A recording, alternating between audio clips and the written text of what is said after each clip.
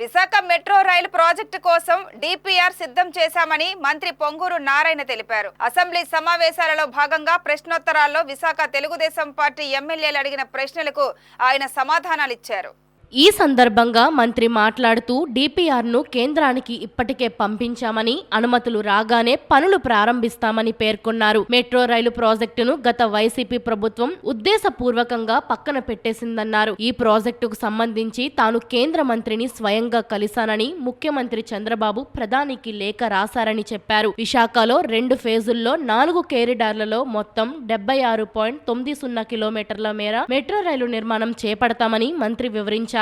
NDA ప్రభుత్వం 11/8/2024లో 2 ఫేజుల్లో ఈ యొక్క ప్రాజెక్టు కంప్లీట్ చేస్తామని, ఫేజ్ 1 46.23 కిలోమీటర్లు, ఫేజ్ 2 30.67 కిలోమీటర్లు, అది కూడా కలకటా మోడల్లో. కలకటాలో 100% యాక్చువల్గా గవర్నమెంట్ ఆఫ్ ఇండియా రైల్వే వాళ్ళు ఆ ప్రాజెక్ట్ టేకప్ చేశారు. ఆ మోడల్లో చేస్తారు నిర్ణయించడం. దానికి సంబంధించి నేను పోయి యాక్చువల్ కన్సర్న్ మంత్రి గారికి యాక్చువల్ రిప్రజెంటేషన్ ఇవ్వడం జరిగింది.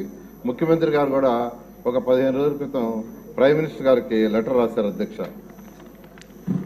ఇందులో ఫేజ్ 1లో కారిడార్ 1 స్టీల్ ప్లాంట్ నుంచి కొమ్మాడి వరకు 34.4 కిలోమీటర్లు, 29 స్టేషన్స్. కారిడార్ 2 గురుద్వారం నుంచి ఓల్డ్ పోస్ట్ ఆఫీస్ వరకు 5.07 కిలోమీటర్లు, అది 6 స్టేషన్స్.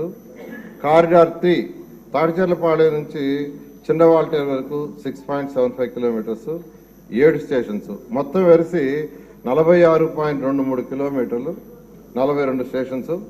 11,495 కోట్లతో యాక్చువల్గా ఇది ఎస్టిమేషన్ చేపట్టింది అధ్యక్ష. అయితే ఫేజ్ 2 కొమ్మాడి నుంచి భోగాపురం ఎయిర్పోర్ట్ వరకు 30.67 కిలోమీటర్లు, 12 స్టేషన్స్. మొత్తం కలిస్తే 76.9 కిలోమీటర్లు. అయితే ఫస్ట్ ఫేజ్ యాక్చువల్గా చేసి తర్వాత సెకండ్ ఫేజ్ పోతామని, ఎందుకంటే ఇండియాలో ఎక్కడ చేసినా వాళ్ళు ఫేజ్ 1 ఫేజ్ 2 లెక్కన చేశారు. అవన్నీ కూడా స్టడీ చేశాము. దాని మీద ఫేజ్ 1 యాక్చువల్గా శాంక్షన్ చేయమని కేంద్ర ప్రభుత్వాన్ని అడగటం జరిగింది అధ్యక్ష. ఇక్కడ రీసెంట్గా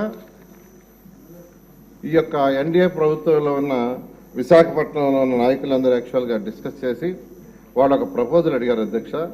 ఏదైతే ఇప్పుడు యాక్చువల్గా ఈ మెట్రో లైన్ పోతుందో అక్కడ ఎక్కువ జంక్షన్స్ వస్తున్నాయి, క్రాసింగ్స్ వస్తున్నాయి.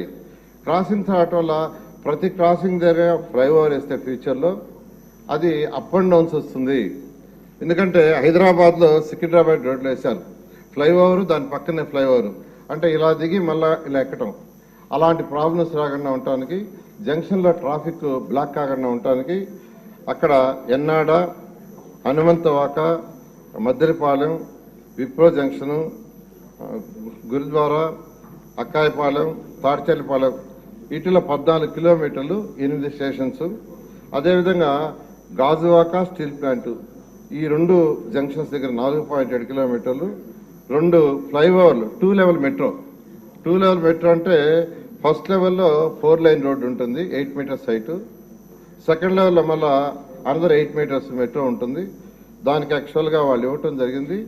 ముఖ్యమంత్రి గారు విశాఖపట్నంలో రివ్యూ చేసినప్పుడు కూడా అక్కడ ఉన్న ఎమ్మెల్యేలు, ఎంపీలు చెప్పడం జరిగింది.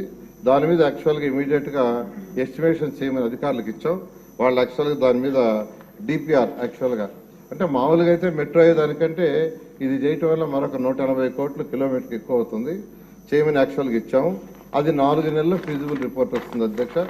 అది రాగానే దాన్ని కూడా కలిపి, అంటే ఏదైతే అక్కడ ఉన్న ప్రజాప్రతినిధులు అడిగారో దాని ప్రకారం యాక్చువల్గా 2 లెవెల్ మెట్రోని టేకప్ చేయడం జరుగుతుంది అధ్యక్ష.